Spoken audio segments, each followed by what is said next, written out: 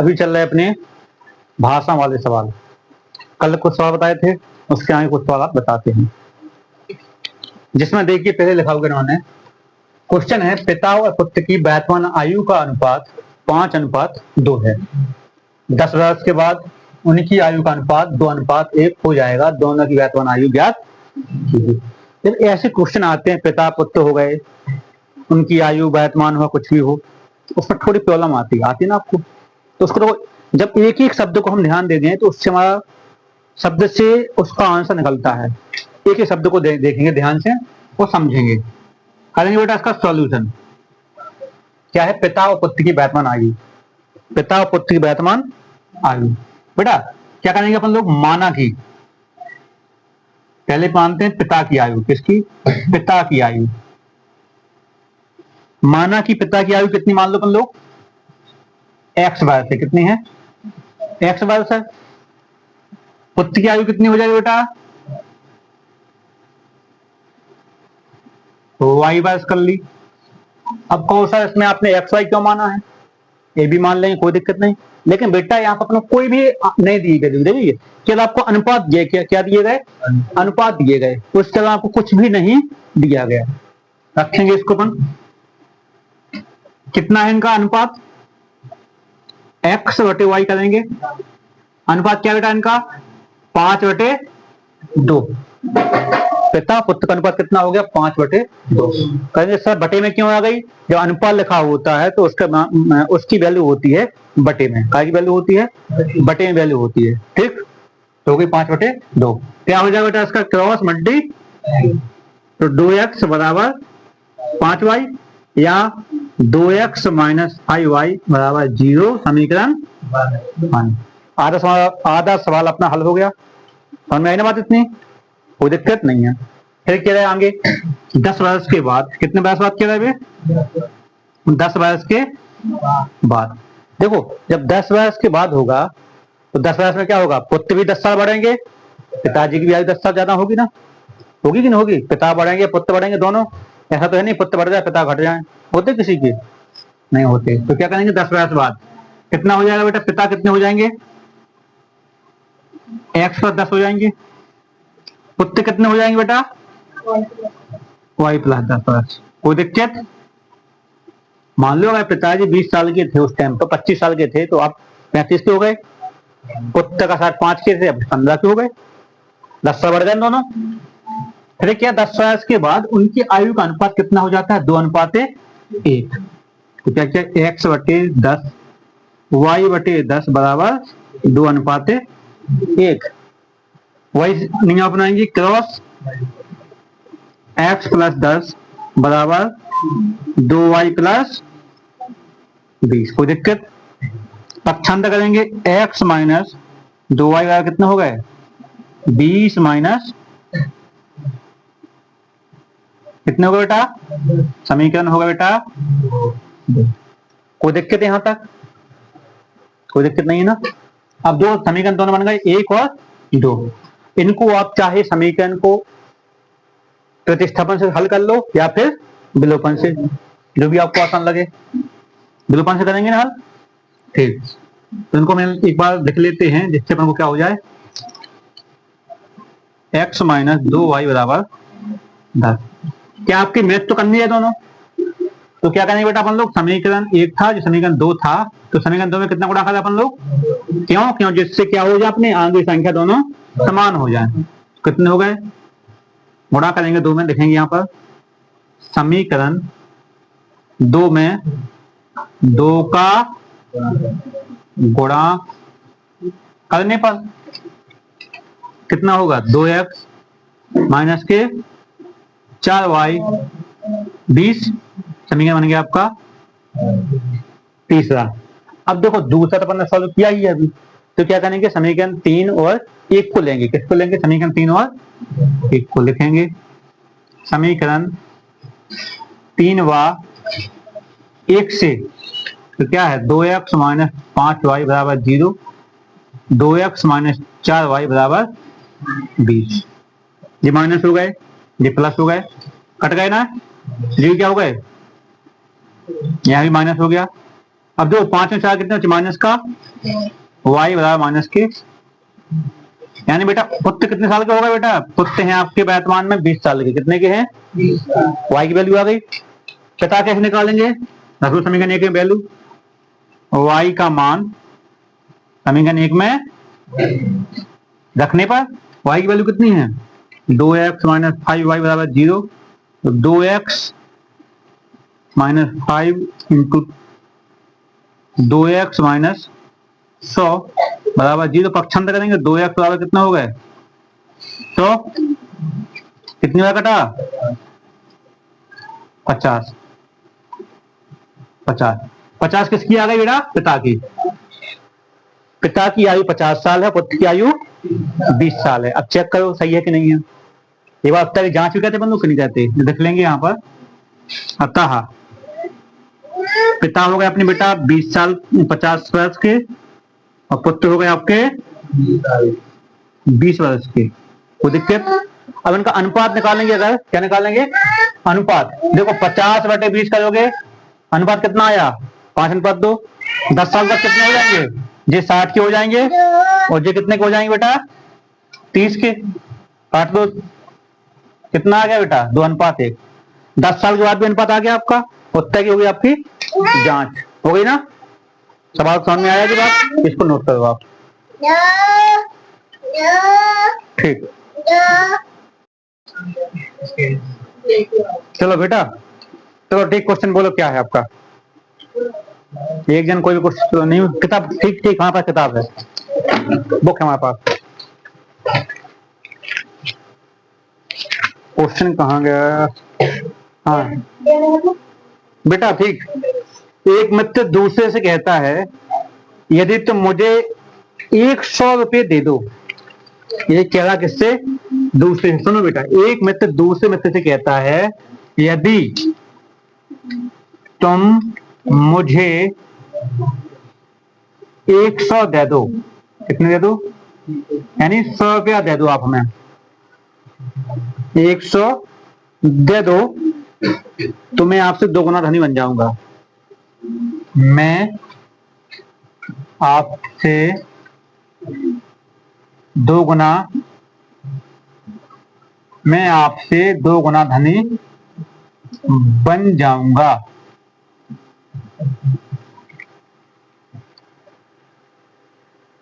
दूसरा कहता है यदि आप मुझे 10 दे दें, दूसरा कह रहा है कि आप हमें कितने दे दो, ये पहले ने कहा, और फिर ये कहा दूसरे ने।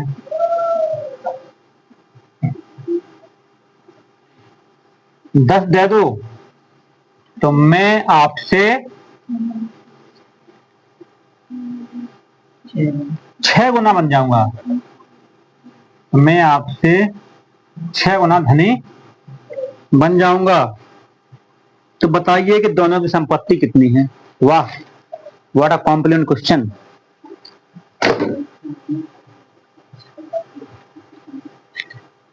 समझ गए, कितना अच्छी भाषा है। पहले ने कहा हमें तुम आप 100 दे दो, हम तुमसे 2 गुने धनी होंगे। दूसरे ने कहा 10 दे दो बेटा हमें, हम तुमसे 6 गुने हो जाए धनी। वाह, व्हाट अ कॉम्प्लीमेंट। अब देखो कहेंगे माना कि, क्या कहेंगे बेटा, माना कि पहला कितने देता आपको, पहले की कीमत, पहले की संपत्ति x है, दूसरे की संपत्ति कितनी बेटा y है, दूसरी संपत्ति y है। क्या क्या, पहले ने कहा ना कि तुम मुझे 100 दे दो, पहले ने कहा हमें तुम 100 दे दो, पहले ने दूसरे 100 रुपये ले ली, देखो पहले की x थी ना, उसने दूसरे 100 रुपये लिए, तो मुझे 100 दे दो। तो दूसरा कह रहा बेटा कि y के 100 रुपये कम हो जाएंगे, y के 100 रुपये कम हो जाएंगे। हम 100 रुपये हमें दे दो, हम तुमसे 2 गुने धनी हो जाएंगे। किसी 2 गुने धनी हुए, दूसरे 2 गुने धनी हुए ना जी, जितना दूसरे पास धन होगा उसका दोगुना होगा ना इसके पास, इसका दोगुना होगा। अब कंफ्यूज यही होती है गुणा किसमें करें। क्या कहा उसने, पहले ने कहा दूसरे से कि मैं तुमसे दोगुना, किससे दोगुना हो रहा है ये, दूसरे से, तो गुणा किसमें होगा, कैसे दोगुना होगा, कर देंगे इसको गुणा, x प्लस 100 बराबर 2y माइनस 200, पक्षांतर करेंगे x माइनस 2y बराबर माइनस 200 माइनस 100, यानी कि x माइनस 2y बराबर कितने होगा बेटा, समीकरण 1। ठीक इसी प्रकार से कह रहे बेटा आगे दूसरे ने कहा हमें 10 दे दो, किसने कहा, दूसरे ने कहा हमें 10 दे दो। दूसरे को कितने प्राप्त किए, y को 10 प्राप्त किए ना, तो हम कितने गुना हो जाएंगे आपसे, 6 गुना हो जाएंगे। कितने गुना हो जाएंगे, 6 गुना आपसे हम अमीर हो जाएंगे। ठीक, वो देखते थे यहां तक, तो क्या होगा 6x माइनस के 60 बराबर y प्लस 10, पक्षांतर करेंगे 6x माइनस वाई बराबर 10 प्लस 50, यानी कि 10 प्लस 60, तो 6x माइनस वाई कितने होगा बेटा, 70। समीकरण ए को 2। अब ए को 2 को सोल्व करेंगे अपन लोग, तो x माइनस 2y बराबर माइनस के 300, 6x माइनस वाई बराबर 70। बेटा इसमें आप चाहो 6 गुणा कर लो या इसमें 2 का, 2 गुणा आसान लगेगा ना। समीकरण 2 में 2 का गुणा करने पर कितना हो जाएगा, x माइनस 2y माइनस 300, कोई दिक्कत नहीं है। 6x माइनस वाई बराबर 100, 6 दूनी 12 और माइनस 2y। सिंबल देख रहे हैं एक बार, सिंबल सही है ना, ठीक है। अब देखो जो का समीकरण 1 था और जो समीकरण बन गया आपका 3, सिंबल एक से है, समान है, तो क्या करने पर बेटा, घटाने पर क्या हो जाएंगे, जो हो जाएंगे बेटा, तो माइनस के जो हो जाएंगे प्लस के जो हो जाएंगे माइनस के, 12 1 13x ये कट गए। अब देखो 341 कितने होगा, माइनस के 500 सॉरी माइनस के 440 हो, कितने हो गए,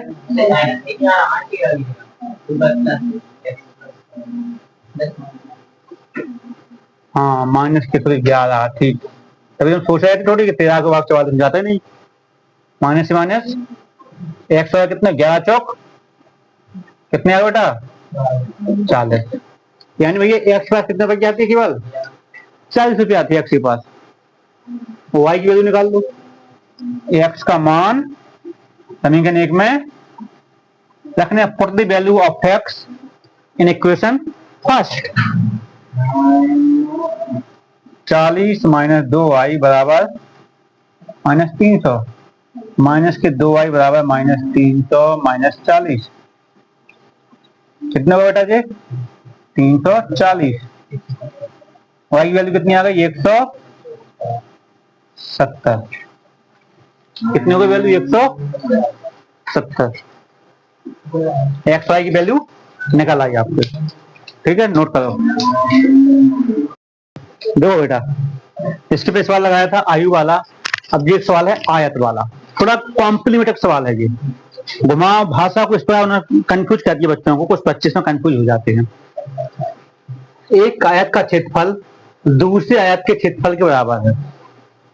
देखो एक आयत, बेटा आयत किसे कहते हैं, जिसकी आमने सामने की भुजाएं बराबर हो और प्रत्येक कोण पर 90 अंश का कोण बनता है, प्रत्येक किनारे पर कितने अंश पर बनता है, 90 अंश का, ठीक। और इनकी चारों कोणों का योग कितना होता है बेटा, 360 अंश होता है। ये आयत है बेटा आपका, देखा एक आयत है और 2 आयत, इनका क्षेत्रफल क्या है, आपस में क्या है, दोनों का बराबर है। कितना है बेटा, बराबर है। जिसकी लंबाई 11 मीटर अधिक और चौड़ाई 6 मीटर कम है। पहले की कोई दिक्कत नहीं, क्या है, दो से क्या है, जिसकी लंबाई कितनी है, 11 मीटर अधिक और चौड़ाई क्या है, 6 मीटर कम। दूसरे वाले की, पहली वाली कोई दिक्कत नहीं, फर्स्ट वाला है ये, उसका क्षेत्रफल तीसरे क्षेत्रफल के बराबर है। कंफ्यूज, उसका क्षेत्रफल तीसरे क्षेत्रफल के बराबर है, तो उसमें 22 मीटर लंबा और 9 मीटर लंबा 9 मीटर कम चौड़ा है तो अब तीसरा भी बेटा आ गया, यहाँ पर क्या आ गया, तीसरा भी आ गया। तीसरा क्या बेटा, 22 मीटर लंबा है और 9 मीटर कम चौड़ा है, 9 मीटर कम चौड़ा है। यहां तक कोई डाउट नहीं है ना, समझेंगे। पहले सॉल्यूशन, बड़ा लंबाई चौड़ाई पता ना हो अपन को, माना कि आयत की लंबाई ए मान लो या एक्स मान लो, कुछ ही मान लो, ठीक है बेटा। चलो एल मान लेते, क्या मान लेते हैं, एल, लंबाई एल होती है, चौड़ाई कितनी हो जाए मान लो बी, कोई दिक्कत नहीं। जब लंबाई एल है चौड़ाई बी है तो क्षेत्रफल क्या होता है बेटा, आयत का क्षेत्रफल, एरिया ऑफ रेक्टेंगल, क्या हो जाएगा, एल इंटू बी, लंबाई गुणा चौड़ाई होती है आयत का क्षेत्रफल।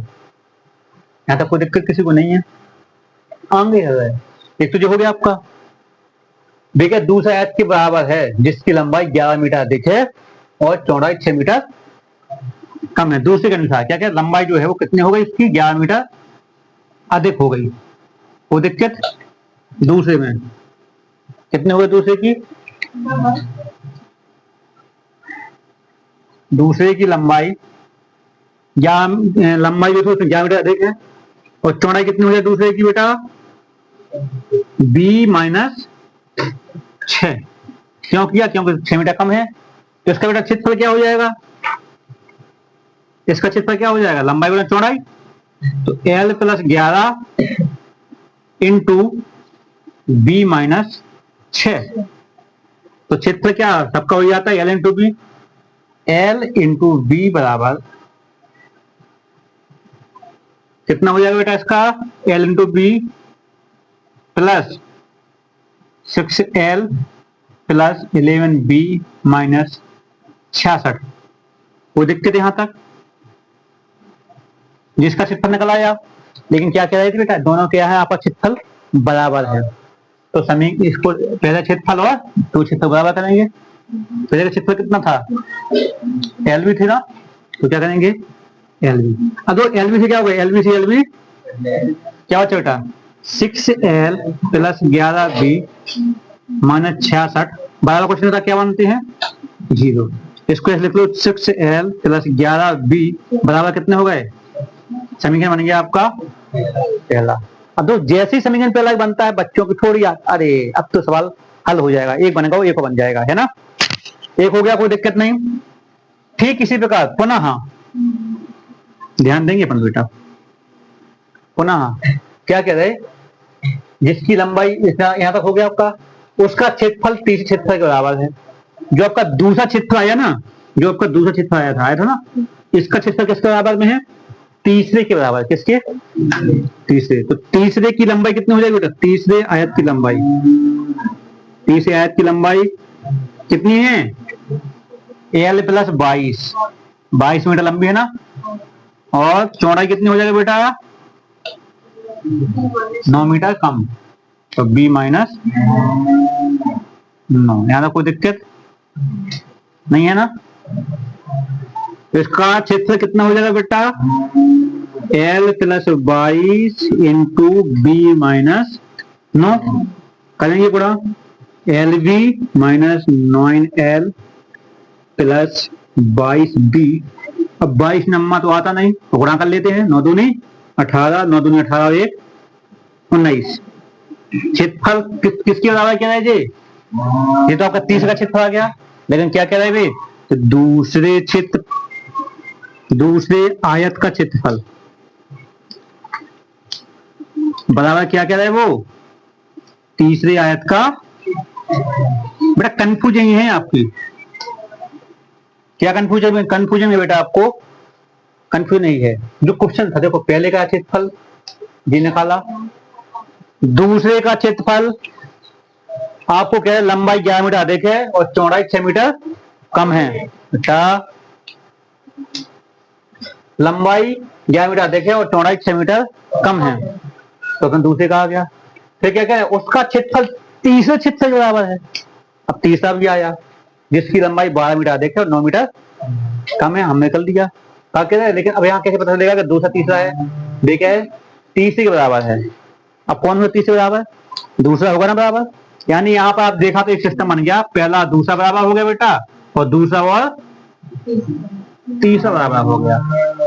करेंगे बराबर। दूसरे हाथ का क्षेत्रफल कितना है?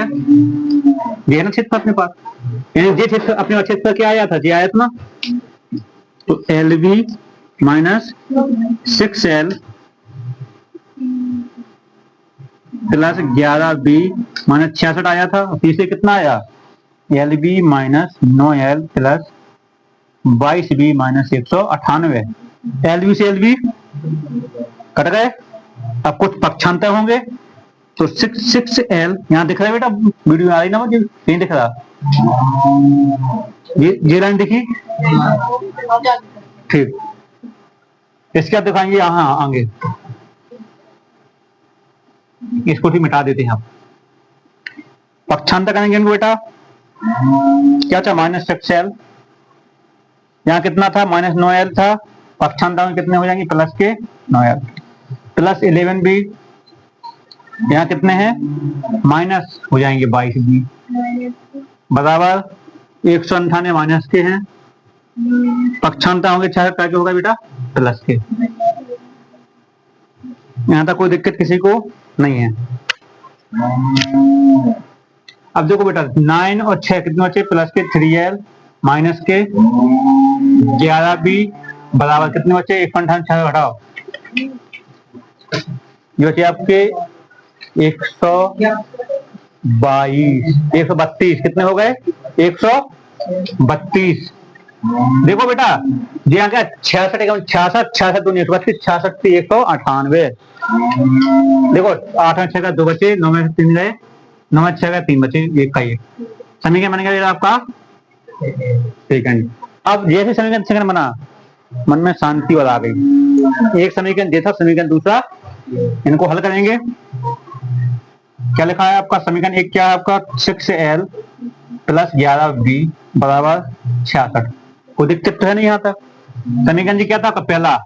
अब देखो इसमें गुणा भाग करने की जरूरत है क्या? नहीं है जरूरत। क्यों नहीं है बेटा? क्योंकि जो माइनस के जो प्लस के हैं, तो कह देंगे जोड़ने पर। क्या करने पर? जोड़ने पर करेंगे। तो जो हो गए आपके कट गए 6 और 3 9L कितने हो गए? जी माइनस के थे बेटा, क्या के थे? माइनस के थे, ध्यान दो। कितने बचे? 12 में से 6 गए, हाँ माइनस बचे 66। कितने बचे? 66। एल की वैल्यू कितनी आ गई? 66/9 आ गई। कितनी आ गई? यानी कि काट दो तो 22/3। कितनी वैल्यू आ गई एल की? 22/3। लेकिन यार सवाल सही नहीं लग रहा आपको यार, ये थोड़ी मोटी मिस्टेक तो हुई इसमें। बटे में तो आंसर आनी चाहिए, नहीं आ रहा आंसर बटे में।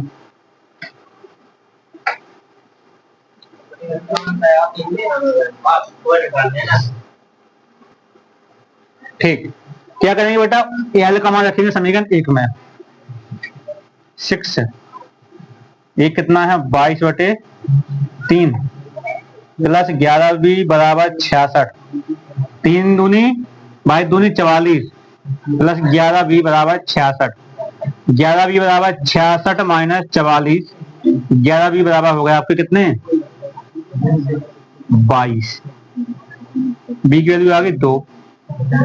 बी की वैल्यू आ गई 2। अब चेक करेंगे सही है कि नहीं। क्षेत्रफल कितना हो जाएगा? 22/3 गुणे 2। 22 दूनी 44/3 आ रहा है बेटा। ये तो गलत हो रहा आंसर है ना? गलत हुआ ना?